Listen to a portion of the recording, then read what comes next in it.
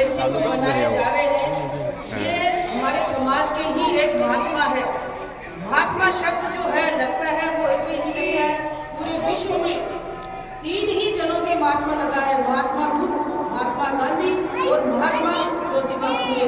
ये हमारे समाज में बहुत बड़ी गर्व की बात है कि हमारे समाज की ही एक व्यक्ति के महात्मा लगा है। महात्मा ज्योतिबा फुले का जो प्रकाश डालेंगे वो बहुत बड़ा इतिहास है। इसके इतिहास में बहुत इतिहास बहुत बड़ा है, इसलिए हम कुछ बिंदु पर ही विचार कर सकते हैं।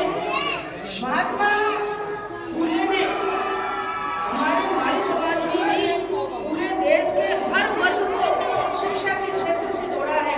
शिक्षा के क्षेत्र में एक अलग लगाई है, क्रांति लाए वो।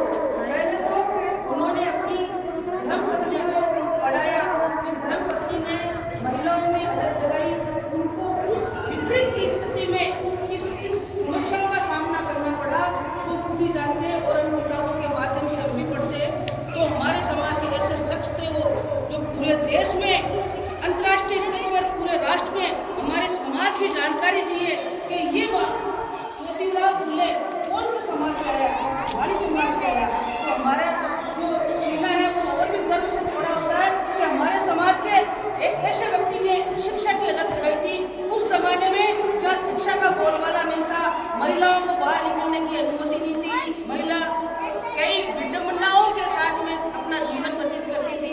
उन विपरीत परिस्थितियों में महात्मा ज्योतिबा फुले और माता सावित्रीबाई फुले ने शिक्षा की अलग लगाई थी। हम उस वंश से आते हैं, हम उस समाज से आते हैं जो पूरे देश में शिक्षा की अलग लगाई।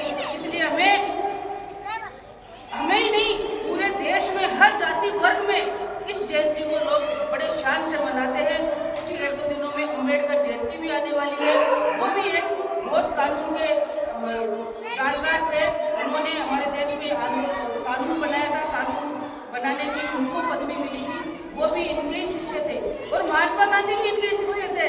तो ऐसे हमारे समाज के पुरुष थे। आज उनकी जयंती पर हम अपने लोग हमारे समाज के में